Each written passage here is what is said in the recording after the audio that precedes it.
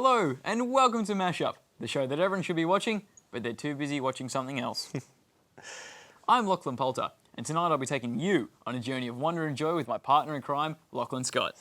Hey guys, tonight on the show we're going to be chatting with a comedian, hearing some music from a local band, and discussing the new Mikey system. But first, we take you to Scotty, who earlier this week caught up with his friend Mira to talk about body art. Hey my little mashies, we're here with my good friend Mira, chatting to her about her passion and the art form of body painting. There's a bit of a distinction between people who face paint and people who body paint. I'm so keen to paint performers and circus people because I think it just looks amazing, especially when you really transform someone's face. What I found at festivals when I paint people is it becomes quite therapeutic. They end up talking a lot about their lives, and especially if I just prompt them a little bit, it ends up being quite close to a therapy session sometimes, which is interesting because that's where my training is. I studied psychology, and so I don't know if many people think about it like that, but for me, painting a person and talking to them's really linked to, like, it's hard to know where the boundaries are between having a therapy session with someone or why, you know, when you're painting them, that's just painting them. It's a really cool icebreaker for lots of different reasons. Like when you paint kids, especially shy ones, and then they look in the mirror for the first time and they're like, oh, I'm beautiful. And some of them actually say things like that. They're so cute. And then because they feel really nice, you can just instantly say, whoa, you're a tiger, that's cool. Or more importantly, you can just act like that, and it's really fun for everyone involved. For my style of painting at the moment, I'm trying to blend things more into the skin rather than just like paint on top of it, which is cool too and can be really bright, but this kind of stuff, when you try and make it as if it's really part of the body, particularly relevant to what I'm painting on her.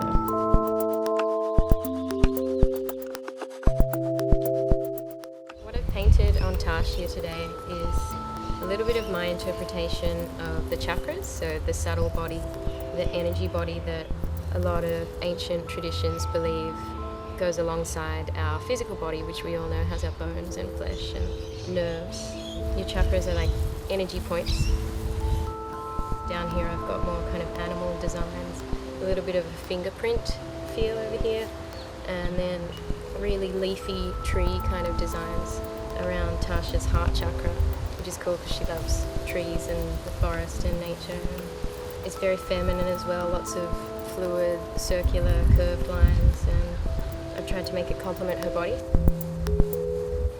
I love having people lie down or really relaxed, and then I can relax into it, and you know, people around, and it's a really chilled out kind of informal session. Lately I've been painting for competitions, and that's a bit more stressful, and you're thinking of the overall piece and the time limit, so it's nice to have it as a bit more of a chilled out thing, and Tash was really relaxed, which is nice.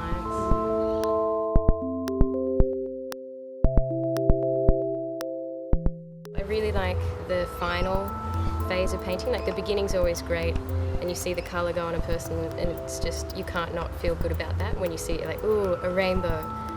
I don't know who can still see a rainbow and not get excited by it. We're here now with local comedian extraordinaire Aaron Monday. How are you going, Aaron? Good, how are you? I'm very good, thank you. Very good. I love your accent, by the way. Where's it from? I'm from Sheffield in Yorkshire in the north of England, Yeah. but my accent's kind of adapted as I've travelled around a lot, mainly because like a lot of people, they don't understand Yorkshire accent, and when I'm talking with my family it's alright, but as soon as I get to Australia no one knows what I'm saying. Yeah, I did have trouble there actually. I can understand how hard it would be to have to change that for people. Yeah. Yeah. But it's kind of, I've met people from all over the world now, so I just kind of switch depending on who I'm speaking to. Yeah. So how did you go about getting into comedy? What was the path you took to get there?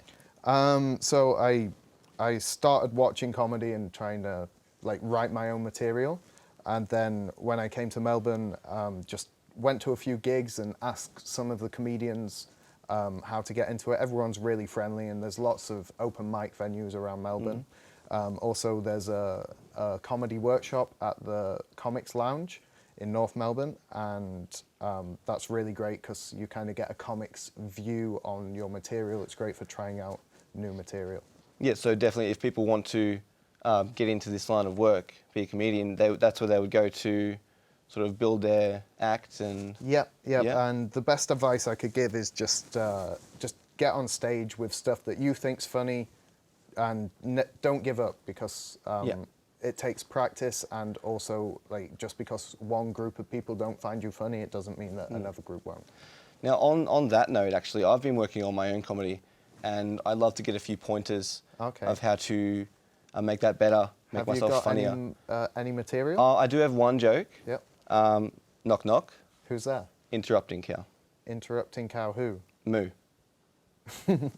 Okay, I think you need to moo a little earlier. So the timing is key. The timing, it's a big key, especially with a joke like that. I think you need to moo as I'm speaking. So when you're actually responding to, Yeah. oh, I get it. Oh, maybe let's not do it again, and I can see if I can get that timing right. Yeah, Right. we'll do it. Go. Knock, knock. Who's there?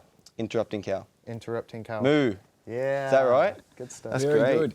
Do you do Wow. knock-knock jokes, or do you go for more advanced stuff? I did a knock joke when I was teaching English to test my students, which is knock knock. Who's there? To. To who? No. To whom? It's very good. It's very simple stuff. Do you go for the simple stuff more often than not? Or do you try and go for the big issues? I try and mix a bit of stuff. It's always good to get some laughs if you go for short stuff. Yeah. But once people are laughing, they're willing to listen to you, and you can go for longer stuff and maybe try and get a point across as well. Fantastic. Yeah, great. Thank you so much for coming on the show, Aaron. We You're really very appreciate it. We'll be hearing from Aaron after the break with one of his own routines. Stay tuned. See you guys.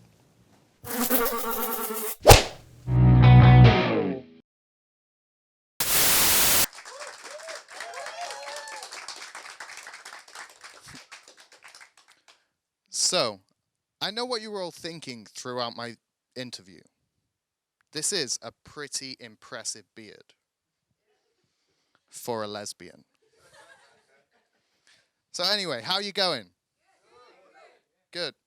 If you answered that at home, I can't hear you. So, how you going? It's an Australian phrase, and when I first got here, it kind of put me off. Somebody said to me, how you going? And I was like, right now, I'm not going. Later, I might be going home by tram. Does that answer your question? And yeah, I've since I've got here, I've been learning these Australian phrases. One of my favorites is the word Ranga. Does everyone know what a Ranga is? Give me a cheer if you know what a Ranga is. If you're cheering at home, I really can't hear you. Go and see a doctor.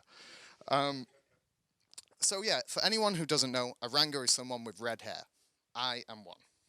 So, when I first got to Australia, I thought the word Ranga was just the Australian pronunciation of the word ranger. This set my imagination on fire. The first thing I thought of was a park ranger who takes care of the animals, especially the red squirrels, all the time whilst hiding from the sun. Then I saw an advert for a car. It was the Land Rover Ranga. And I thought to myself, Land Rover Ranga? Obviously, it's an enslaved redhead who's forced to carry a family of 4 around whilst consuming too much fuel. So then I started thinking of more things that you could actually say to Rangas. And please, use these. Take them, use them. So if you see a Ranga with no friends, which is just a Ranga, you can go up to them and call them the lone Ranga. And if you see a group of Rangas together, huddling together for safety, you've got to run up to them and shout, "Go, go, power Rangas!" So, anyway, as a Ranga, sometimes I can put gel in my hair, disguise the fact that I'm a Ranga. But the ginger hair grows out of my beard, and I can't really hide it, and I'm too lazy to shave. So, I want you to put yourself in my shoes for a moment. Think about it. The only socially acceptable form of racism, and it grows out of your face. Thank you very much. I've been Aaron Monday. Welcome back, guys. Now we're here with Jack Wilkinson to talk about the very interesting sport of lacrosse. Now, how are you? I'm good, thanks. That's good. Now, for all the viewers at home that don't know what this is, maybe you could explain a bit about what the sport entails and maybe how to play it, or... Yeah, it's one of the fastest sports on 2 feet. Yep. You generally have about 10 people aside. Everyone has their own stick, run around. You have a nice solid rubber ball, throw the ball around, try to get it in a goal. Pretty simple sport. Now, how did you get into this sport? Because it seems like one of those sports you wouldn't really find being taught at your local school, or... Yeah, well, I was lucky enough at the primary school that I was at many years ago now. There were a couple of guys who used to go there who played lacrosse, so they came down and showed a bunch of the classes how it was played and invited us along to the club, so headed down. What else have you achieved over your career in lacrosse? Luckily, I've managed to make quite a few state teams. Managed to win an under-19s national championship a couple of years ago, so that was really good. And got to go over to America last year and played in a couple of tournaments over there, so that was really exciting. Wow, amazing. So, Jack, can you take me through some of the equipment here? Yeah, so sure. What do I have just here? Those are some shoulder pads there for extra protection. So if you want to, you can slip that over your head there. Sure thing. Yeah, that's perfect. Goes over. Yeah, and there should be some straps there. You can put your arms through. Arms in there. And then do I just Velcro up the middle? Yep. And then you're With good my to go. straps that are going somewhere. Let's just pretend I've got it on. You'd be fine. Yeah, maybe I'm not cut out to be a lacrosse player. I'm sure you could do it if you really wanted. Okay. It doesn't look as sturdy as you'd think it should be. Is that... That's just to allow for a bit more mobility. So you can get stronger ones, but they're there for the people who still want to be able to move a lot more. Oh, yeah. Fair enough. Okay. So what about the stick here? Run me through this one quickly, please. Yeah, so that's we generally just call a short pole because there's two types. There's a long pole and a short pole. So most midfielders and attackers would use that. Just makes it easier to keep it nice and close, throw the ball around nice and easy. So what's the technique to throw it and catch it? So you'll hold it up. If you're right-handed, right hand up the top there. Like that? Right over your shoulder, yep. And you just kind of step over, put it over your shoulder, yep. And just throw it like that? Yep. And you just pretty catch it the much. same way? Yep. It's nice and easy. Great, yeah. Fantastic. Now, if people are interested in getting involved in lacrosse, how would they go about doing that? You can go on the Lacrosse Victoria website, and they've got all the information for the different clubs around Melbourne there. Yep. So they'll have contact details and home grounds as well, so you can give someone a call and they'll tell you all Excellent. about it. Well, we'll link to that website on our Facebook page. And thanks for having you, Jack. It's been a pleasure talking to you. Yeah, well, thanks for letting me come. So, Lachlan, how did you get here today? I got here by tram today. Tram. So does that mean you've got one of those new Mikey cards? Yeah, unwillingly. I actually don't like it that much. You don't. What don't you like about it?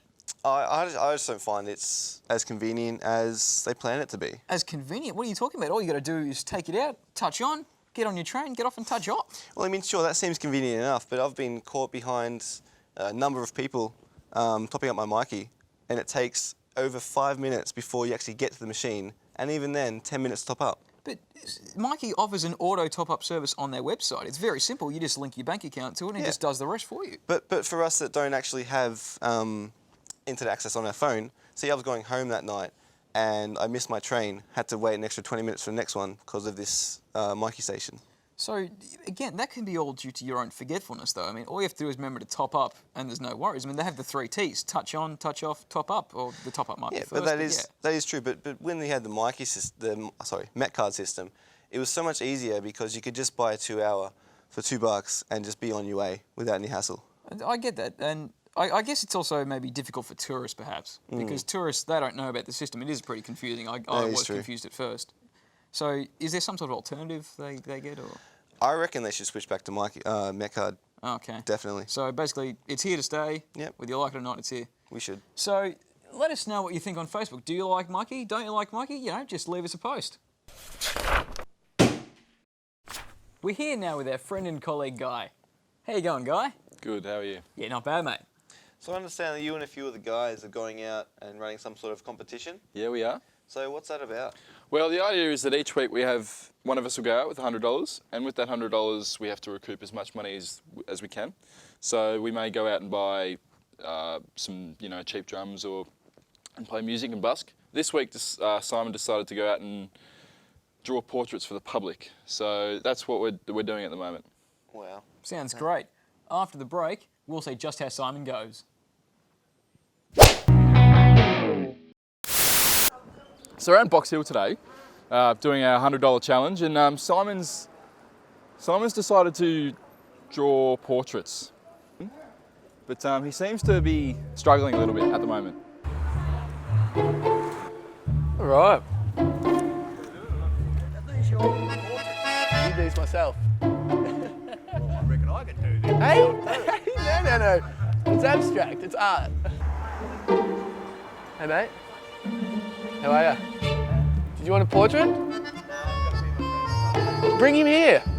So you do I do portraits. caricatures. Character. I can't say that word, so I wrote portraits here.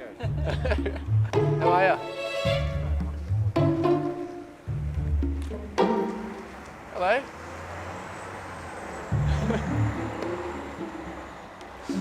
This is painful.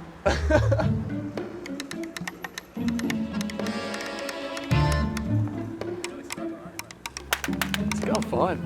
So far, so good. I knew it'd be a slow start.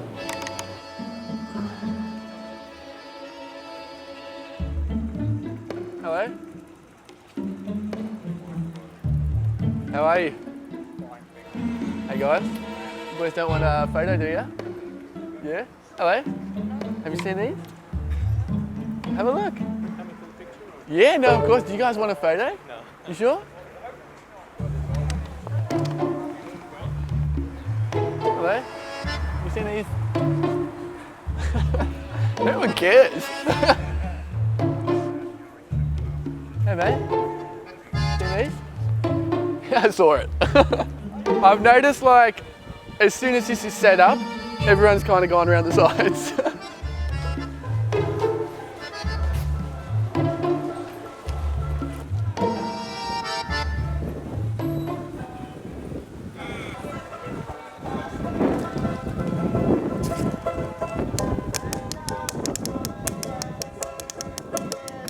We'll split it. Hey ya, hey ya. So far, not so good. No one really seems to be into it. I haven't gone too well, it's true. People seem to be afraid of these photos. I'm not surprised. Have you got another idea? I do. I've just being here. I started tapping. I thought maybe I'll pick up some buckets, start drumming. Does that sound horrible? Might be too loud. Do you want to help me?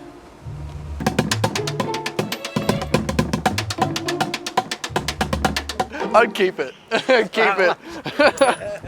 Thanks, mate.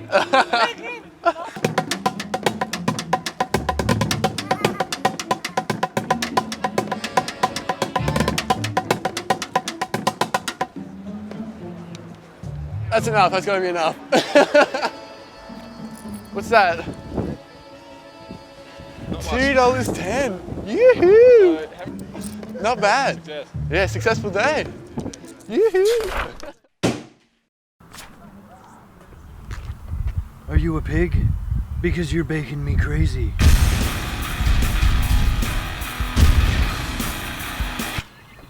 Hey, baby. Hey, baby, did you fart? Because you're blowing me away. Hey, baby.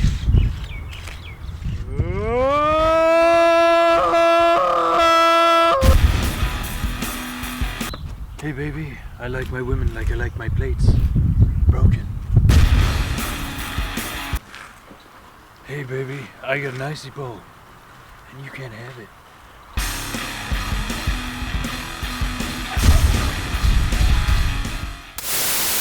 Thank you for being with us. We hope that tonight's show has entertained, delighted and intrigued you enough to convince you to tune in next week, where we'll learn a bit about fitness, see how our next Gladiator fares in our weekly challenge, and much, much more.